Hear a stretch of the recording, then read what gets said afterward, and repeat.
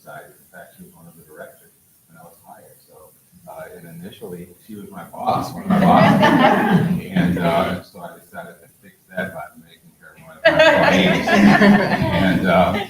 And so when she delightfully agreed to.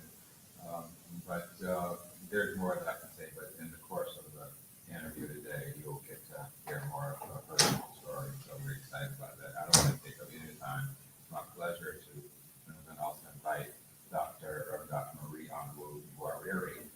She and Lauren are longtime friends, and Marie leads our unit focusing on intercultural ministries, and they are quite beset when they're talking together, as you're about to find out. So I'm going to welcome Lauren and Marie.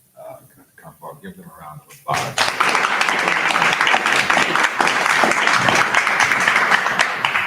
Thank you, too. I do want to also extend a welcome home to all of you that are here at the Leadership and Mission Building in King of Prussia, Pennsylvania, as well as those that are joining us online. It is a joy to share this time with Lauren.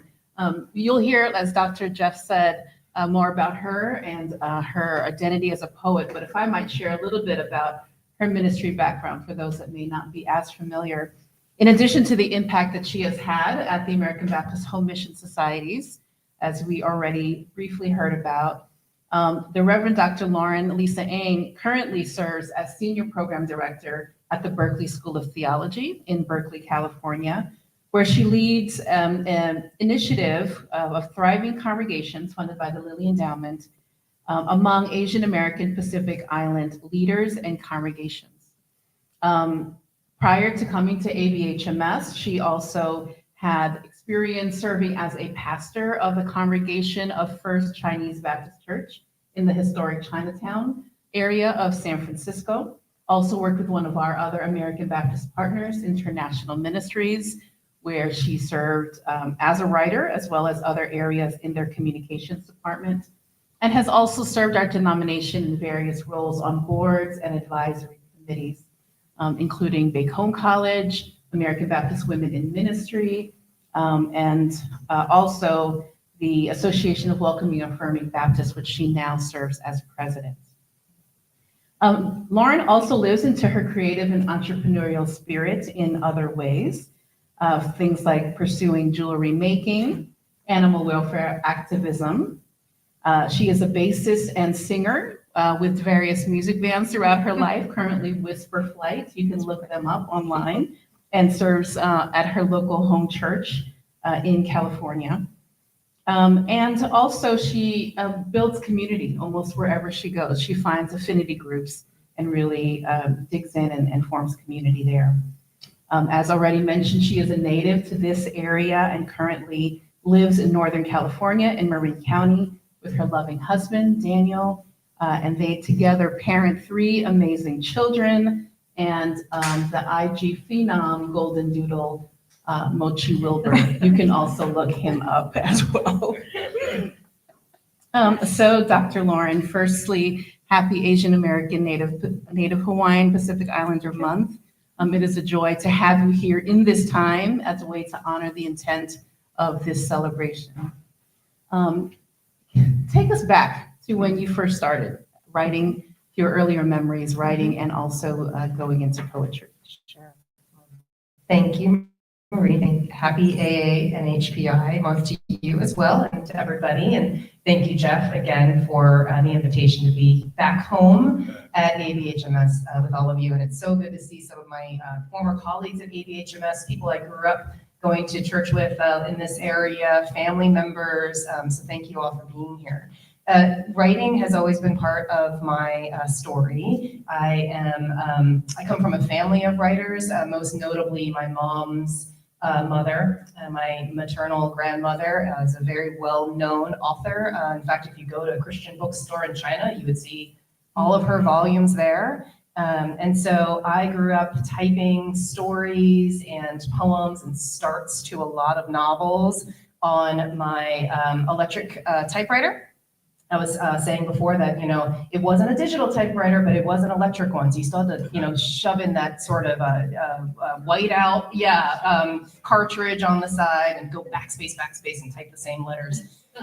So good times. And then when I was in high school, I started getting a little more serious about my writing. I was in writers' workshops. I was part of the literary magazine staff. And then when it came time for college, I only applied to schools that offered creative writing as a major. And that was harder to find back in the 90s. So I ended up going to Oberlin College in Ohio and double majoring in English and creative writing. My parents insisted I not just major in poetry, so that's why I got the English part as well. And there was just part of such a wonderful, vibrant community of aspiring writers, and very encouraged. And we used to have writers' workshops every week where we would just put ourselves out there, pass the poems around, get critiqued. We had this joke that just don't ever use the trite illustrations of cigarettes or coffee. If you put cigarettes or coffee, and it's like, no, you can't do that. That's not serious poetry. So, but yeah, and so that's kind of the history of my family's, engagement with writing and the written word. Did you actually get to go to that bookstore with your grandmother's writing? When we were in China a couple decades ago, we did go see, but and we'll be back again next summer, so have to look for some. Mm-hmm. Looking forward to that pilgrimage again, I'm sure. Mm-hmm. So what prompted a return to poetry? What sparked and inspired this new series that has led to the way we tell it? So I've always written on and off, even since my college days. But, I was a stay-at-home parent for 9 years, then plunged right back into ministry, which has its own ways of, writing and sermon preparation and things like that. But it was really the pandemic realities of the pandemic time, especially the increase in anti-Asian hate during that time, that sparked my newest series of poems that really deal with themes like racialized identity, cultural and ethnic joy, and what it looks like to actually start to live into my skin in this middle-aged season that I'm in now. And that birthed a poem that you want to start us off with? Yeah. So for those of you who do have a copy with you, if you'd like to read along, that always helps me as a visual learner. It's on page 10. And the first poem I'll read for you is called The Game Board, Second Generation Chinese American Female Edition. Here's how you play. Wake up in your safe suburban neighborhood. Move ahead 2 spaces. Get dressed in your safe suburban clothes. Move ahead 2 spaces. Mask up to head out. Wave at the neighbor as you drive down the hill. Code for you live there. Move ahead 1 space. Walk into store and watch as they stare at your half-hidden face. The mask, useless. Your onyx hair and crescent eyes betray your invisibility. Move back 3 spaces. Stand in line, try to stifle it, but they don't know you suffered from allergies your whole life. The cough escapes. Move back 2 spaces. The cashier speaks. You respond in your perfectly perfect American accented English. Move ahead 3 spaces. Walk back to the car. Notice 2 men talking. They stop, stare, track your movement. Muscles tighten. Pace quickens, heart bursts. You've drawn a wild card. Climb in safely, move ahead 1 space. The game changes, of course, with additional players. Bring along your white husband, move ahead 3 spaces. Bring your half-white children, move ahead, well, logically, 1.5 spaces. Go where it's safe and free from hate. Chinatown, Oakland, East Bay, oh, wait. A virus arrives. Move back 5 spaces. An incumbent falls. Move ahead 1. His message does not. Move back 2. A challenger wins. Move ahead 1. But fear requires no victory. Move back 2. Vaccines arrive. Move ahead 2. The virus mutates, move back 3. But they all love Asian food, move ahead 2. But they still think we're dirty, move back 3. But we work really hard, move ahead 2. But we steal their jobs, move back 3. But Asian girls are hot, lose a turn. And Asian girls are submissive, go back to start. This they do not realize. It is a single string that ties acceptance with disgust. Hold so tautly, you just might break. You really captured a lot of the intricacies of intersectionality there and how everyday actions interplay with intersectional identity. That poem particularly really took off. It went viral, right? Mm-hmm. So I'm going to read a couple of quotes that people said about this poem. The initials ST says, "This is arguably the best poem I've ever come across. It's accurate and relatable to a painful extent. Move forward 2 places." And another one, Kathy K writes, "Wonderful writing, a great way to show what it's like to live inside someone else's skin. I imagine people from other marginalized groups could offer their own poignant set of rules. Thank you for leading the way." So as a poet, sort of reemerging, right, putting yourself out there at a time where things can go viral because of social media, can you share with us a little bit how it felt to have something out there that had such broad and deep impact? Sure. So it just so happens that I wrote that poem hours before the shooting on March 16th, 2021 in Atlanta, in the different spas that took the lives of 6 Asian women. And so it was that tragic, unpredictable timing that made this poem really take hold and take root in so many people's spirits. And so the way it happened was that a high school student someplace read my poem, shared it with her teacher, and her teacher is a very well-known educator who shared it on her Instagram with 275,000 followers, whatever. And by the end of that day, I had to turn my Instagram from private to public, take all the photos of my children off of it, any details that said anything about where I live. And I had a celebrity following me on Instagram, and even my big brother in North Carolina said a couple of his friends reached out and said, "Hey, have you seen this poem about Asian American identity? Do you resonate?" He's like, "Oh, that's my sister. She wrote that." So that was pretty neat. By the end of the month, my poem was published by The Christian Citizen, which is the magazine of ABHMS.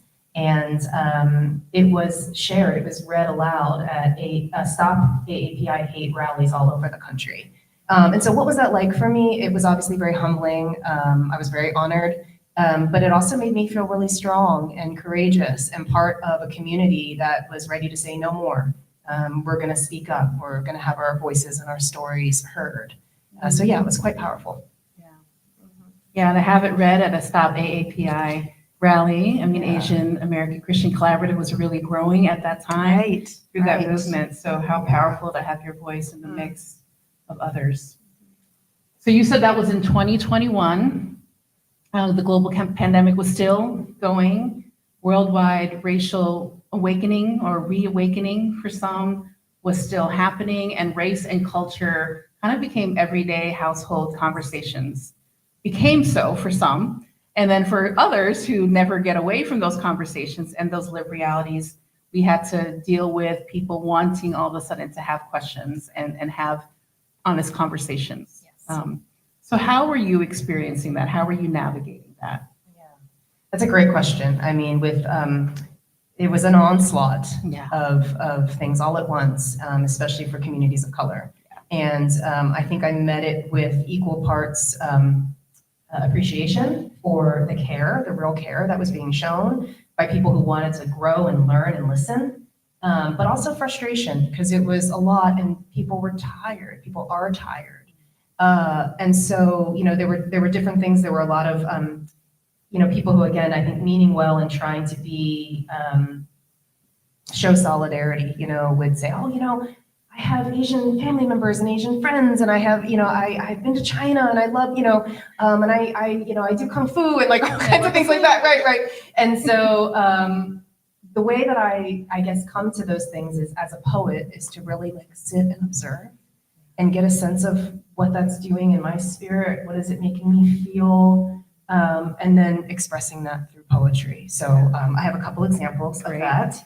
The first one is called Anthropology 101, and it is on page 6, if you want to follow along.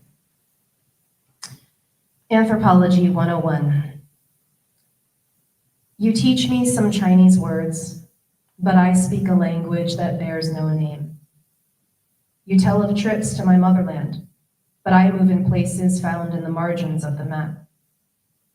You show me artifacts you have collected, but my very bones are a museum of the living and the dead. You are shocked by all I have not read, heard, seen, but I know the stories that are told around and between. You master our sacred arts, but I know the shape of my father's hewn hands, the quick blade of my mother's wit. You boast of exotic flavors upon your tongue, but I still taste my yin-yin's kitchen as I am carried up her carpeted stairs, half asleep, dreaming. Please understand, I am not opposed to being taught, so long as we agree there are some things you can never learn. And the next one is if you just turn the page, and it's you say you don't see color. You say you don't see color, as if my color is something I should want to go unseen. A yellow stain stubborn like the ghost of an unattended spill. You say you don't see color, that all you see is human, but I've been told the artist mixed me once upon the palette, never to be repeated. You say you don't see color, for it threatens to divide us. But mine flows like a foreign river through serpentine hills, a confluence of here and there. You say you don't see color, that it casts us all too simply, but mine's been known to shift, orange in the morning sun, blue like a sudden bruise. You say you don't see color, but I can still see yours. I wonder, what good is a lie if it refuses to stay hidden? Wow, Lauren, the way you talk about the fluidity of identity, it's vulnerable, but in a way you normalize the struggle sometimes that people feel in identifying both their heritage and who they are now. And you do it in such a normalizing way, and I appreciate that. I think a lot of people do that quietly, and it's invitational the way you do it. And so your poetry is both confident and courageous in how you share in your writing your internal truth, as well as how you navigate relationships with others, right? So can you say more about poetry as a genre and how it allows for this both courage and vulnerability? Yeah, so this is where I start to geek out about poetry as a genre. So I like to think of poetry as the poet inviting the reader to pull up a chair beside her on the same side of the table to look at a poem like it's a painting on the wall. It allows poet and reader to observe together, contemplate together, absorb together, ponder together. And I think for me, poetry enables me, invites me to say things that I wouldn't otherwise say in other formats and other mediums. And my hope is that it helps a reader to also hear things that they would not otherwise be able to listen to. So for me, in that way, the genre is very liberating. Yeah. I think it also invites them to hear things that they might be ashamed to hear in other ways, in other formats too. Yes. I think there's some poems that you want to share. Absolutely. Yeah. So I'm going to read for you Opaque. That is the first poem of the book on page 1. Opaque. Every year I look up how to spell Gong Hai Fat Choi Sun Yun Fai Lak. I do this in secret, then share the greeting as if it were my own. Some words I'm good at spelling. Chagrin, charade, hideous, rue. I've only just found my way into these cycles of moon and sun, their tones, tastes, beasts draped upon my shoulder like an ill-fitted hand-me-down, etched upon my limbs like a colonizer's Hanzi tattoo. At dinner, I desperately described to my mother the memory of a favorite food, but cannot remember its name. You know, the translucent grayish jello with sweet tendrils of beaten egg, suspended like the threads of a complex nervous system. We sit at the card table, east, west, south, north, but the sound of the clinking tiles takes me to a time only imagined, hoped for, dreamt. I am an imposter, wind-tossed, a stranger in the only land I've ever known, a foreigner in this body I tried to call my own. And then I'll read to you a poem called I Am Busy, and that is on page 37.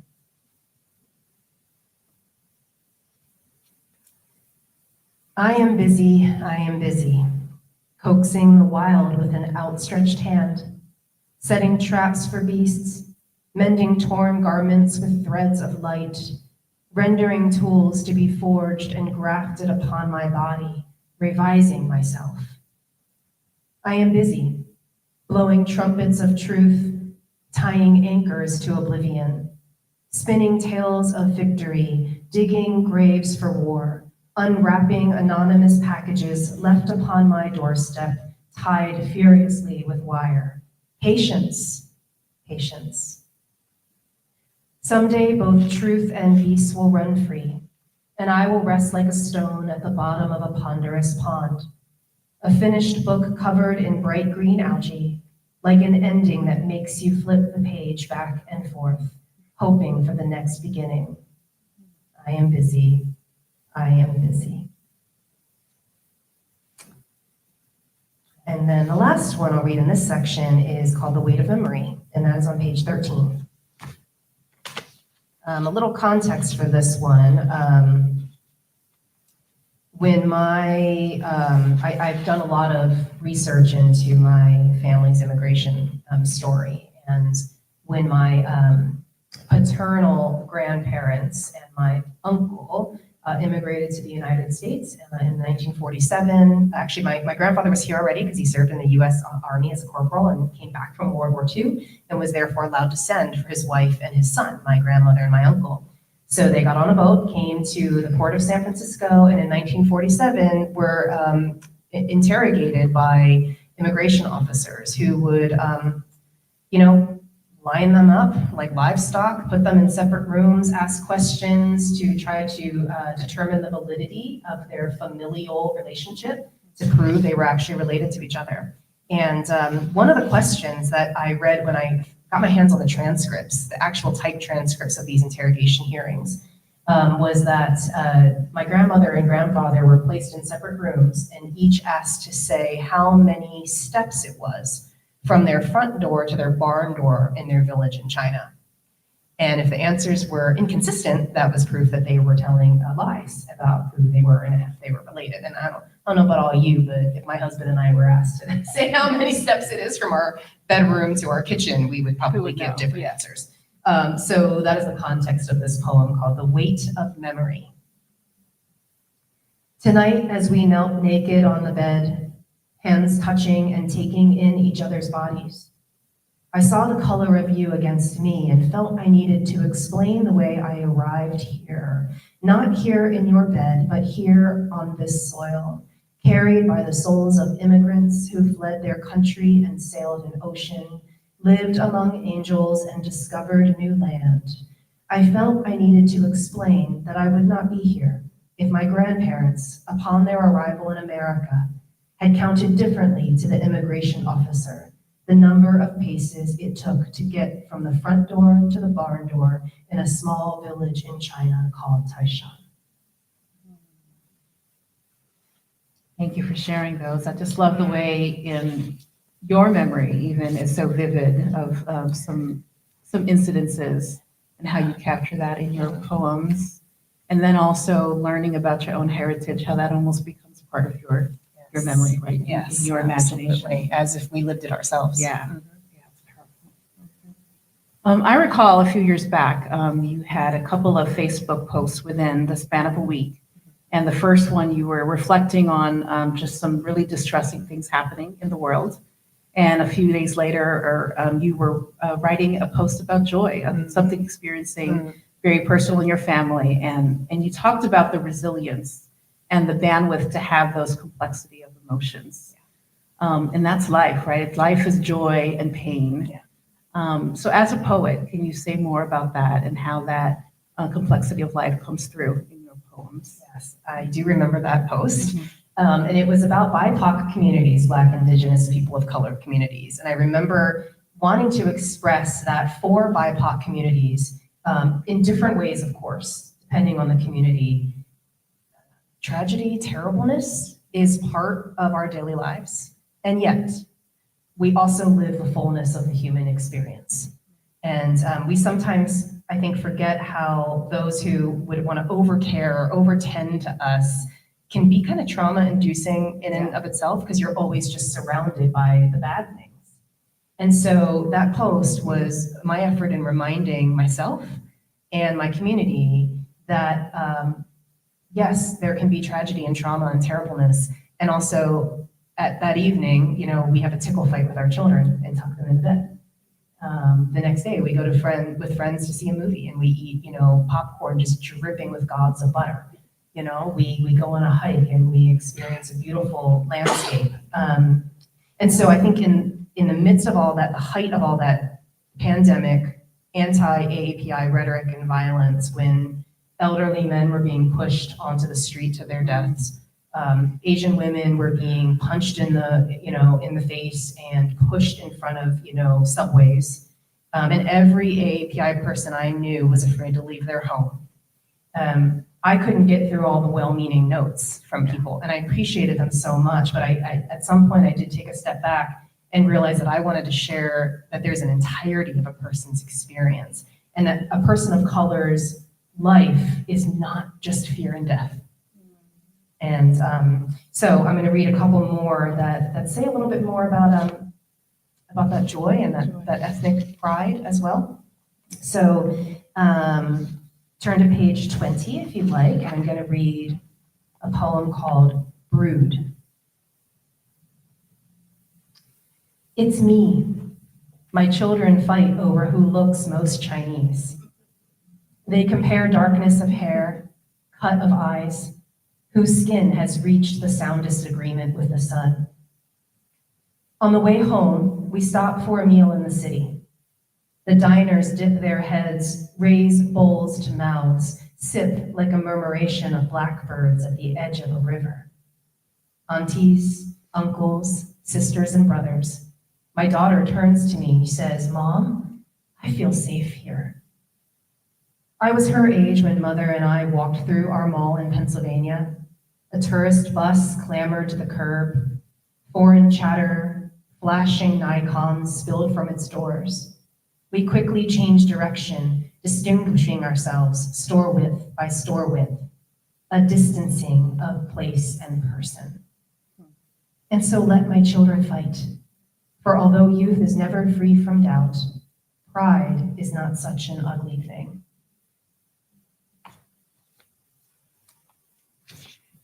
And then if you turn the page, you'll see one called What I See.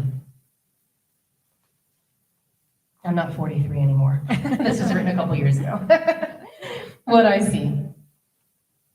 I stand in front of my mirror at 43, and my black hair converses with the ink on my forearm. I like what I see.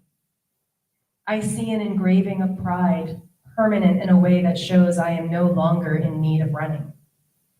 I see 65 inches of bone, sinew, cells that have filled my bag of invisibility with moored breath. I see my pawpaw, I see my yen-yen, I see my mother. I like what I see. I see my chin tilt heavenward like when I scored that first goal and earned my first round of applause. I see my parents waving to me. I see that sister in a sea of white who gives me the nod when I come through the door. I see my aunties and uncles as they laugh and eat, mouths open and untroubled. I like what I see. It wasn't always this way. My pin dropped into the only center I knew. But power, it turns out, comes from the places undrawn, from the things we see when we turn it around, flip it over, tear it down the middle and into pieces. I have delighted in my reassembling. New snippets to incorporate, tape on the tips of my fingers, my cartograph stretching tracklessly into the hall and down the steps, twisting into every room. Do you see its wild ends hanging from my windows like greenery, like a wondrous earth with no center?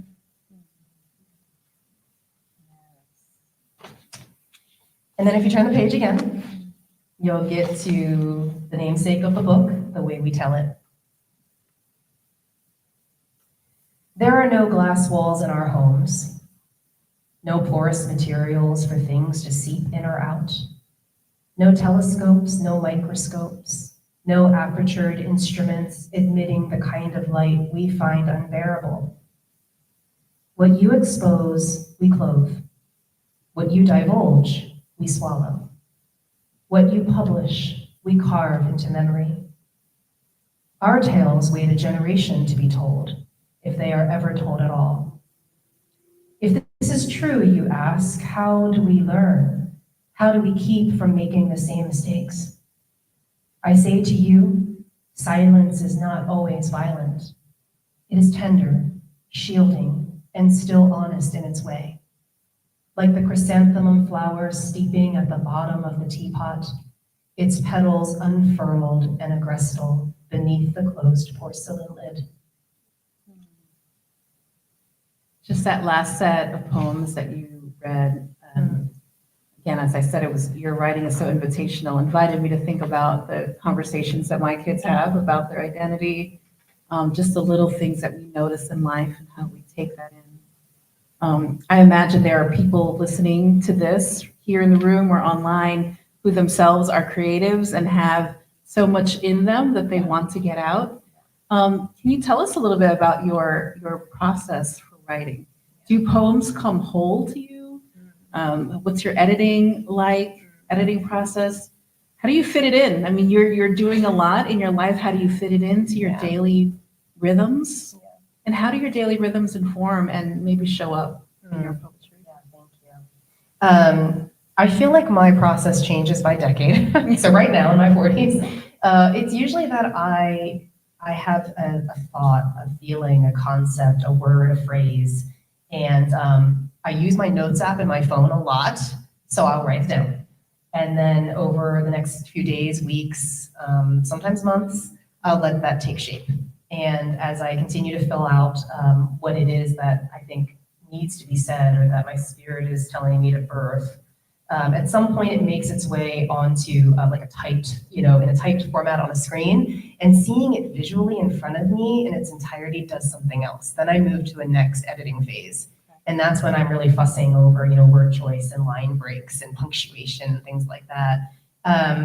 I haven't for years since I was in college had the benefit of like a workshop, group or what have you. For the preparation of this book, dear friends of mine, Kira and Kat, and you'll see them in the acknowledgements, I was able to really lean on them and their creativity and their wisdom in the editing process. And so when I met with Kira, who just gave so generously of her time, and again, wisdom, she read my poems to me. And that was incredible. I hadn't had my poems read to me in quite some time. Powerful. And so when she read them to me, not only was that powerful in all those ways, but it was also like, oh, that's not how I meant, that's not how I meant that to sound, right? So whether it's sermon preparation or poetry writing, that gift was just incredible and very helpful. When I'm done with a poem, I will sometimes share it publicly. Sometimes I'll file it away. And one of the things that my professor at Oberlin always told us is that every poem is always in draft form. So when it's kind of like ready enough, I share it, but I'm not above going back to it the next week, the next year, and future years to say, you know, what is this living thing wanting to be now? I mean, I saved my prior revisions, but so that I have them. But yeah, so I've always thought of it that way. As far as it fits into my daily life, it's a lot like my prayer life. You know, I've always, there's a lot of people who are really good at like doing their devotional time every morning or right before bed, and like that doesn't work for me. I'm like kind of talking to my creator throughout the day, you know, fits and starts, just like it's my buddy next to me all day long. And I think my that's how I fit my poetry into my daily life as well. It's kind of like, oh, jot that down, write that down, have a conversation with it. And then as far as, you know, the purpose of poetry, you know, my poetry does deal with its fair share of large mammoth topics, but I feel like my role as a poet is to always whittle that down into kind of the grain of everyday experience. Taking something, you know, whether it's a brief moment, a fleeting moment, or the tiniest detail in something that I'm observing, and take a magnifying glass to that, get in real close, and then stretch that out. And let us just slow down and take some time to see what is that doing, you know, what is that stretched out moment or that magnified detail doing in our hearts and our spirits when we slow down enough to look at it that way. Yeah.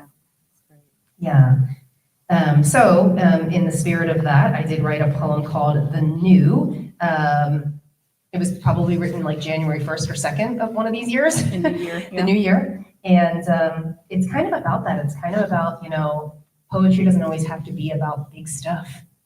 Sometimes it's about the most mundane thing, and there's beauty and meaning to be found in even those moments. And so this one's called The New.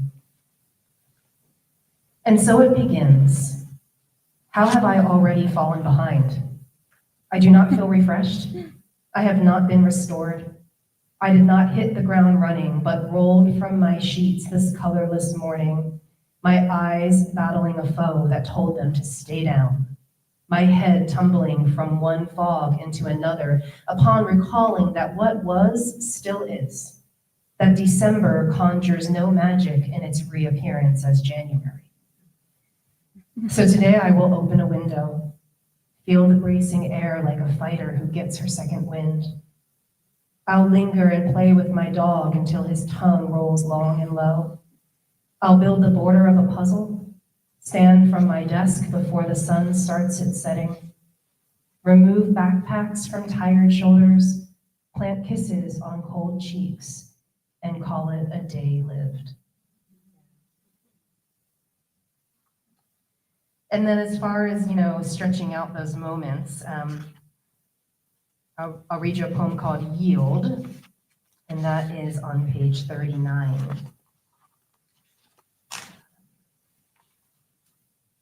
I was trying in the previous reading we did this afternoon to explain what this was about, and was like, oh man, I can only explain it through poetry. When I try to explain it through vernacular, I like have difficulty. You know, when you're like in one of those places in life or situations where you're kind of like between not really two choices, you're sort of like free fall. And it's like, well, I don't really have a choice here. Like what's coming is coming, but like, you know, do I have any agency in this moment? Right. That's what this one's about. Okay. Yield. At some point, you lose yourself to it. A foothold shifts and time starts to stretch and contract like a slow motion movie on fast forward. Here, there is no right or wrong, good or bad, only this or that. Choice is trapped in a box. Here, we lean into the skid, control a burn, select a course of treatment, brace ourselves for a fall, make whatever decisions we can mid-plummet. Which arm would you like it in? I am here now, and the image I have is of my father, paring an apple in one continuous strip, its skin spiraling down as he patiently peels. He guides the knife inch by inch, nimbly rotating the flesh of the fruit, The blade is turned inward. Its slick edge kisses his thumb as he tells it where it must go. I've seen him do that. You have, right? I He's have. really talented at it. I'm too scared to do that. And then the last one I'll read to you in this section is called Imago Dei. And this one is about using only male pronouns for God, which is not the way that I refer to my Creator. Imago Dei.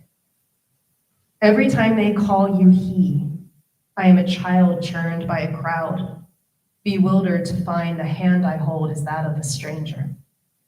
Why, when you reach for us, do we tie tiny anchors to the tips of your breath?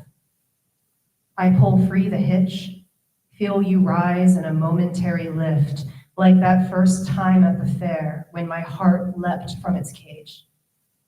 I manage to loosen anchor, but someone ties another. I loosen again, faster now, and cling to you buoyant, the casts of our corporality shrinking like playthings in the ballooning distance.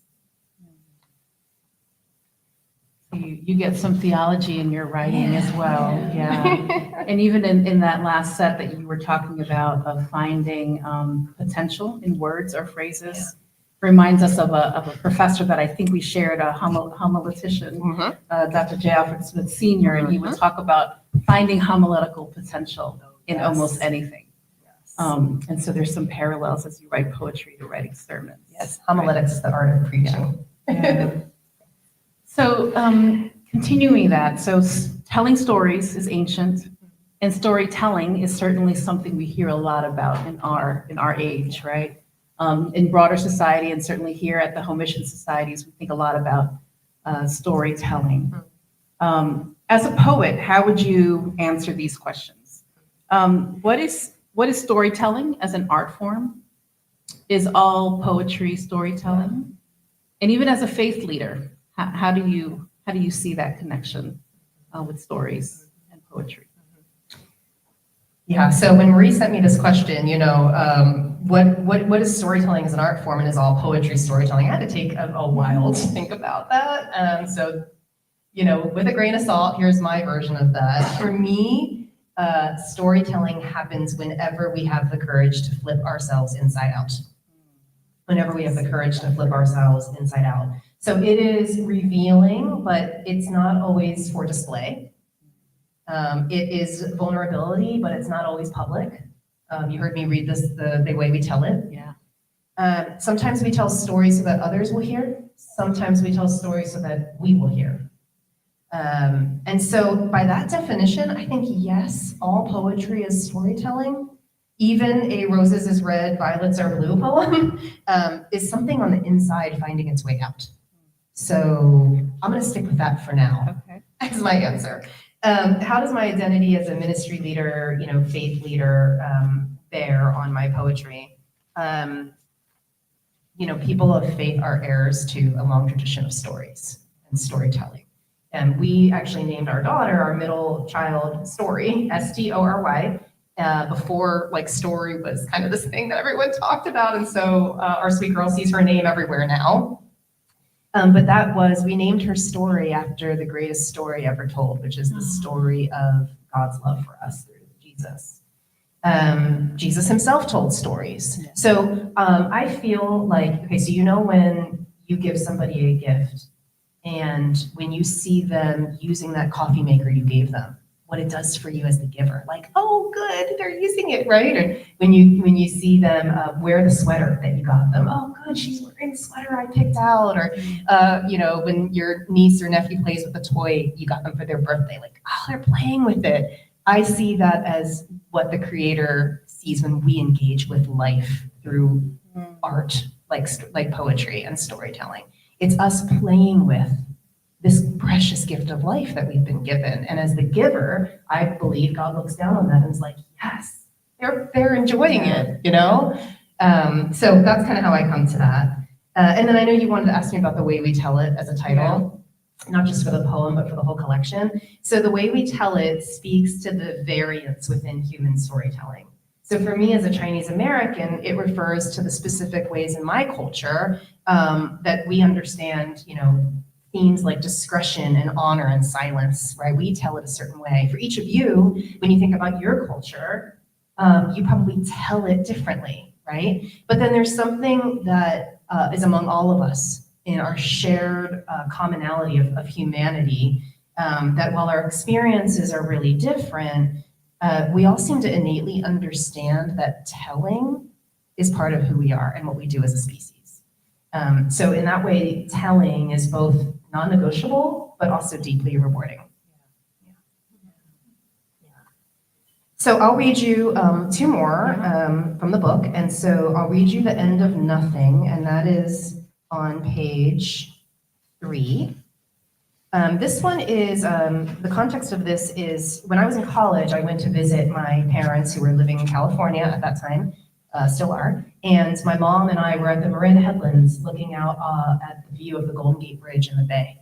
And she said, when I was a young girl and I immigrated here from Singapore, our boat came in right under that bridge. And I thought as the bridge kept getting closer, or I kept getting closer to the bridge, I thought my head was gonna hit the bottom of the bridge.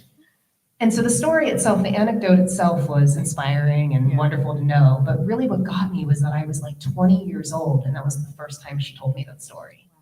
So I started thinking about what are the other stories that we don't hear and that we don't learn, while balancing where I am now with thinking about silence as a story in and of itself as well. I don't feel that all stories need to be uncovered and mined for. Right. When stories aren't told, when they remain part of the unspoken, that tells a story too.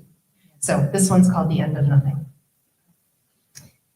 It is just now coming over the edge of the sea, the ship that carries my mother to this shore. At 9, she stands on deck, whipping wind, sharp lines of an impressionable red. Her head will graze the bottom of that bridge.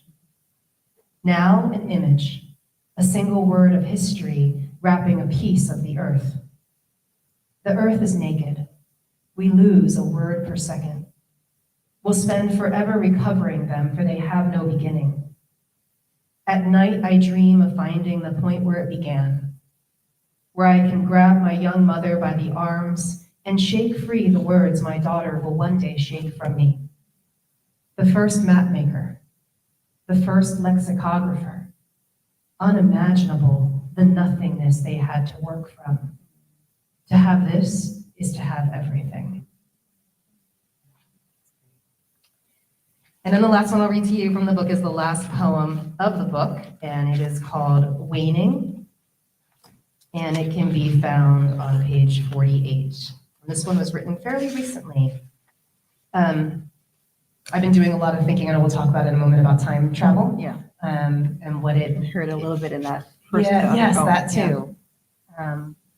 How through poetry and other art forms we have that ability to reach forward and back through time, and be with our ancestors, be with our future progeny, change things sometimes, leave things untouched sometimes. And so that's been a theme for me. And I was sitting with my dad at a rock band concert for my daughter, my high school kid, who was in rock band with her school. And my dad leaned in and whispered something to me. Actually yelled it in my ears, it was pretty loud. Right. And that just got me thinking about time. And so this one's called Waning. It seemed to always be summer then, sticky air, apples hanging low on their tree, the metal slide of our jungle gym searing the backs of my legs with its radiant heat. Mom called us onto the front porch for lunch most days. Screened in, we drank our powder-mixed lemonade, safe from the buzzing of biting things. Look, Greg says, as he dons grapes for eyes, working hard to hold them in place to impress his baby sister. Out front, my dad moves in straight lines across our lawn, 20-inch widths of grass depressed in opposing directions like a half-drawn checkerboard.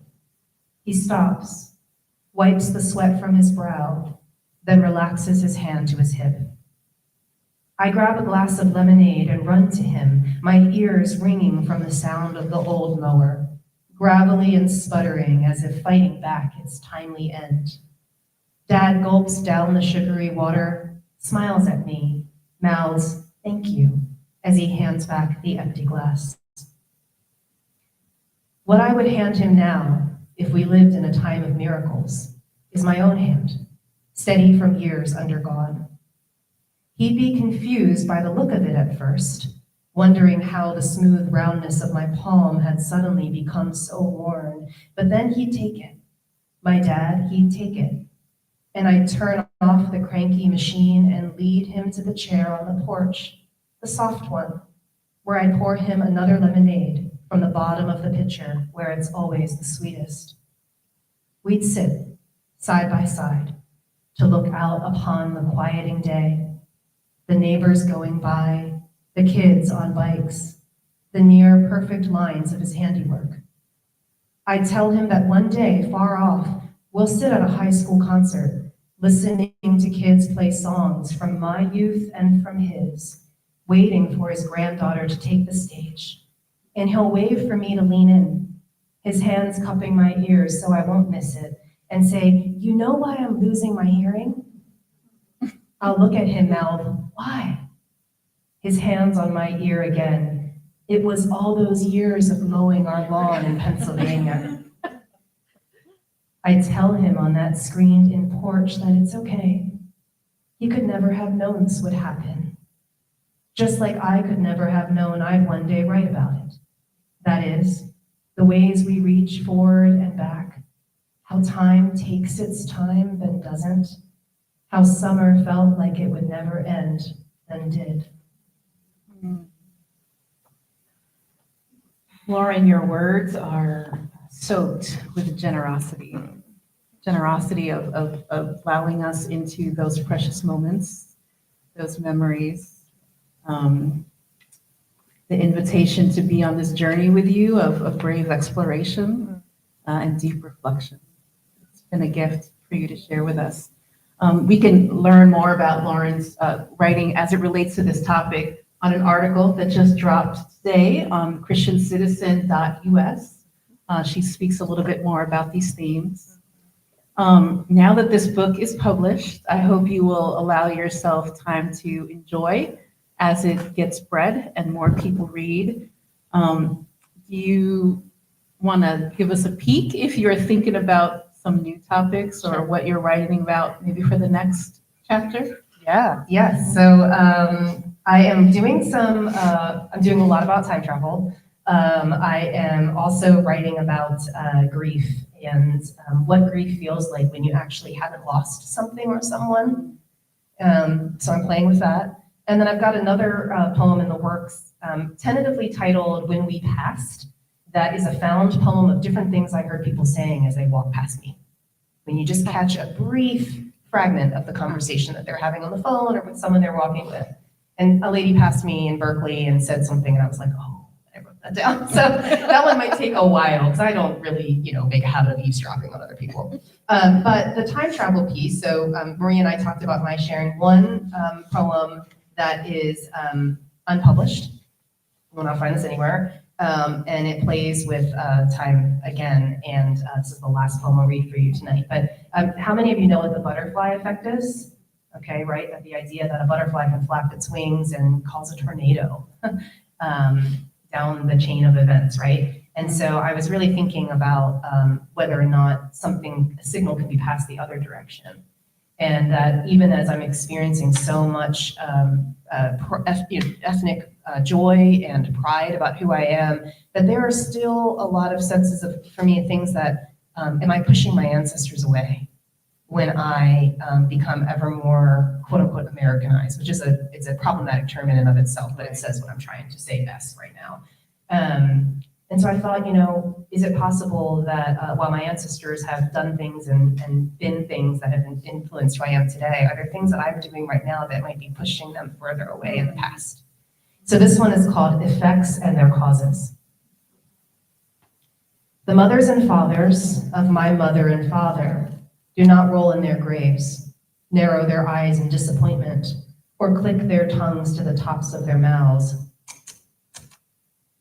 No, I cause greater things to happen. My actions pulling across time like the moon on water, pushing like a Coriolis force upon easterly winds. This is what I do to distance my kin. Give up learning Chinese. Refuse the duck's crispy skin. Refuse the duck itself.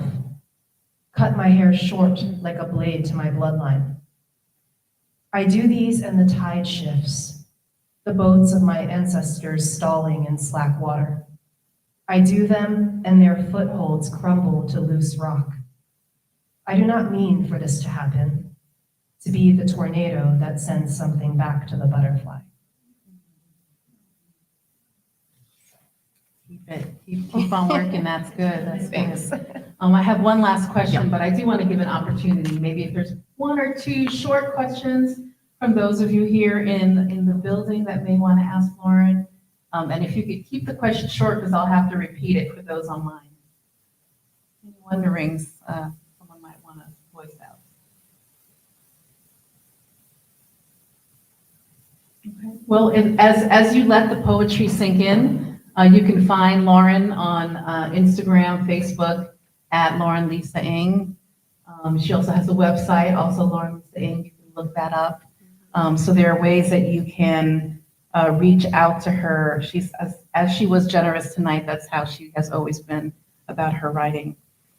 So Lauren, undoubtedly there will be readers and hearers of your work that will resonate with very specific imagery, memories that you shared. I picked up some books of people that I know would very much resonate with some of your story. But your writing has a broad reach. So what is your hope? Why share your writing? I said about what I hear in invitation. What invitations might you want to share with those listening to you today? Yeah, thank you. So not just my book, but poetry in general, right, is an opportunity to not just learn something more about the author, the writer, the poet, but it's an opportunity to learn something more about yourself. And so I really don't feel that there's any poem out there that shouldn't be enjoyed and read and played with by any reader out there. Even if there's a poem about somebody who lived, hundreds of years ago on the other side of the planet, or if it's a poem about, a tree, or a poem about a cat, it's like, okay, I might at first go, well, do I relate to that? Am I the target audience for that? But I might also say, what happens to me? How do I change by engaging with that other story, right? So in that sense, I feel like there's not a poem out there that shouldn't be enjoyed and explored by anybody. And kind of like what I said before, poetry is a living thing. It's organic, it's alive. You can come to a poem again and again throughout the course of your own life, and you'll hear it differently, you'll read it differently, it'll resonate with you differently. So I feel very honored and humbled to offer such living things to others, and I invite you all to engage with it. Lauren Lisa Ng, The Way We Tell It. Preferred way to get the book is through bookshop.org. It's part of their Asian American Curriculum Project. You can find them on Instagram at AsianAM Books. You got it. Let's give a big round of hands.